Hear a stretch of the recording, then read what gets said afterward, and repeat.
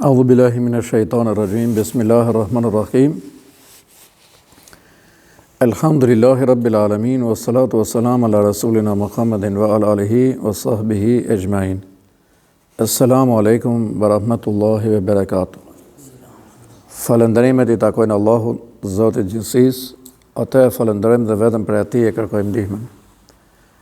Atë që I modhi Zoti drejton, askush nuk mund ta çojë në humje, ndërsa atë që drejtësia e Zotit e lën humje, askush s'e ndihmon përveç Allahut. Dëshmoj se pejgamberi Muhammed është robi dhe I dërguari I Allahut. Allahu e mëshiroft, I dërgojmë salavat, Allahumma salli wa sallim ala nabiyyina Muhammad. Mëshira Allahut qoftë mbi familjen e tij të pastër dhe për mbi të gjithë ato besimtarë dhe besimtare që ndjekin rrugën e tij deri ditën e gjykimit. Mëshira e Allahut qoftë edhe për mbi të gjithë ju që jeni këtu sonte bashkë.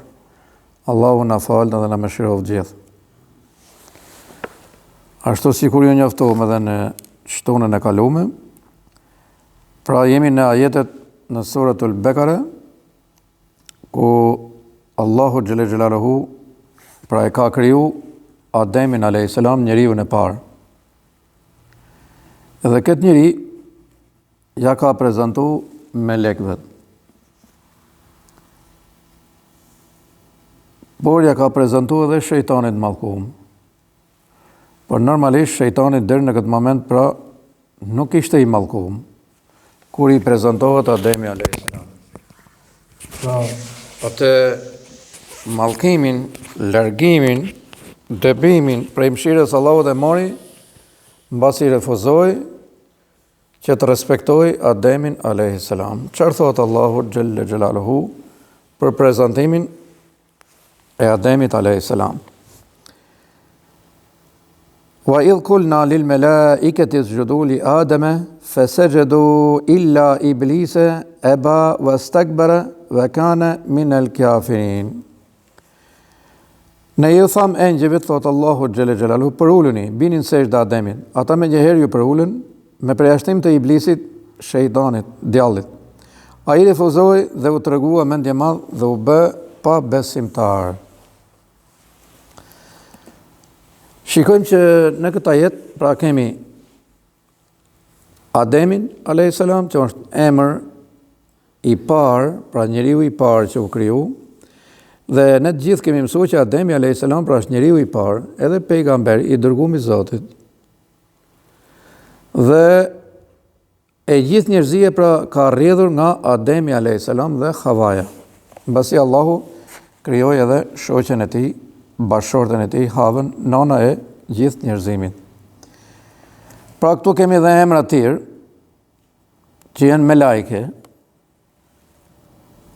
Iblis, që do të thot I larguar, I dëbuar, I përzën nga mëshira e Zotit xhelle xhelaluhu.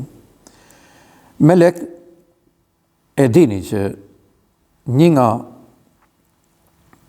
shtyllat e imanit, besimit, është edhe besimi në melekët e Zotit. Pra, kur themi amantu billahi ve melaiketihi, besova Zotin, besova dhe melekët e Zotit. Pra, melekët janë krijesa të veçanta të Allahut xhelle xhelaluhu, të cilët rrijnë gjithmonë në bindje në adhurim të Allahut xhelle xhelaluhu. Pavarësisht se ne nuk I kemi pa melekët e Zotit xhelle xhelaluhu, por besojmë fuqishëm. Përderisa Allahu xhelle xhelaluhu I përmend pra në libër, në Kur'an, ne I besojmë pa asnjë lloj dyshimi. Domethënë, nuk themi që o Zot ti shohim I herë me lajket, masa ne të besojmë, ti besojmë ja. Po themi besova në Allahun, besova në melekët e Zotit. Pra besojmë pa I pa mësoj.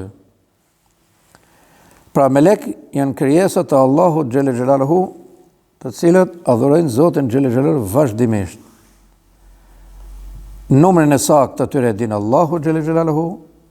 Janë disa prej melekëve të veçantë, siç është Xhibrili, I cili zbret shpalljet, Mikaili, Israfili, Azraili, pra që kanë emra të veçantë, edhe detyrat veçanta nga Allahu xhelle xhelaluhu. Njëkohësisht edhe me melek të tjerë të mëdhej, të cilët mbajnë arshin e Zotit xhelle xhelaluhu.